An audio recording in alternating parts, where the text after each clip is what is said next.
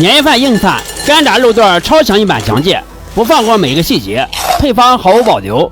我保证大家看完都可以轻松做出外酥里内，放凉也不会变软的干炸肉段，哪怕厨房小白也可以轻松做成功。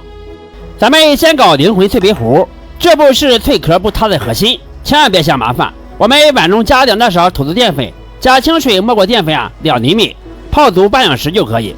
你不要以为这是瞎折腾，咱们泡淀粉是让淀粉的颗粒充分吸饱水分，待会儿我们油炸的时候它不崩油，口感还更加酥脆。我家当初摆摊的时候试了好多次，就这招最管用。搞定脆皮糊，咱接着说选肉切肉的门道。这步如果错了，前面全白搭。咱们就选这种猪梅花肉，菜市场买的时候让老板帮你剃掉筋膜，回家咱切成2厘米左右的骰子块，差不多比这个大拇指盖稍微大一点，要切得均匀一点，这样炸的时候受热才会更加均匀一致，要不然会有的生有的熟。要是肉上带着水分咱们赶紧用厨房纸巾使劲按压吸干，一点水也别留。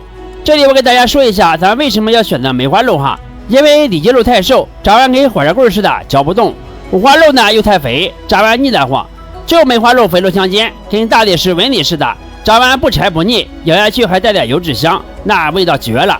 切好的肉如果咱不吸干水分的话，锅里的油花会蹦得你怀疑人生，而且调料也挂不住，这步可千万别省。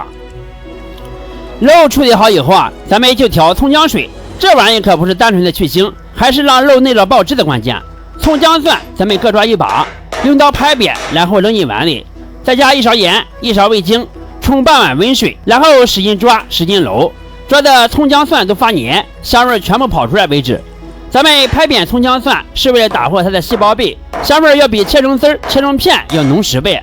温水别太烫，要不然香味会被烫没。咱们抓黏之后盐和味精都可以均匀融在水里，肉吸收的时候可以均匀的锁味，比咱们直接撒调料干腌要嫩3倍。肉这东西它比较亲水，喝饱葱姜水的肉细胞都胀得鼓鼓的，咱们炸完咬下去的时候才更嫩，这都是实打实的经验。肉喝饱葱姜水以后，就到了咱们最关键的抓糊环节了。今天咱们就摊开说，我们把腌好的肉倒入肉量1/3的湿淀粉糊，抓拌均匀，直到每一块肉都裹成一层薄糊，糊能挂入肉上，不容易往下滴落就可以。这里我给大家说一下为啥是1/3的量呢？因为如果多了的话，裹得太厚，咱们咬下去全是面，跟炸馒头似的没有灵魂；少了的话就挂不住酥壳，肉段光秃秃的没灵魂。这就跟调奶茶加3分糖似的，比例咱得拿捏准。最后咱们就到了油炸环节，也别慌跟着我做零翻车。咱们先把锅烧到冒烟，再倒入宽油，等油温烧到5成热，判断方法也是超简单。要么咱们把筷子放油中，周围冒小喷泉式的泡泡，要么咱们扔一块糊进去，快速浮起来就对了。然后把肉段贴进油面慢慢放，千万别高空扔要不然油花崩脸，年夜饭直接挂彩，咱得不偿失。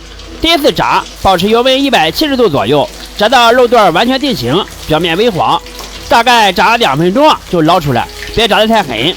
等所有肉段都炸完，把油温升到190度，再把肉段倒进去复炸30到40秒，直到表面金黄酥脆，立刻捞出来沥油。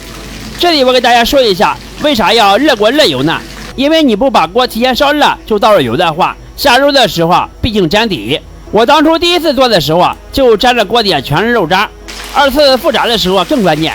第一次咱就是让肉熟透，第二次咱们要把表面的水分都逼出去，这样脆感才更加坚挺。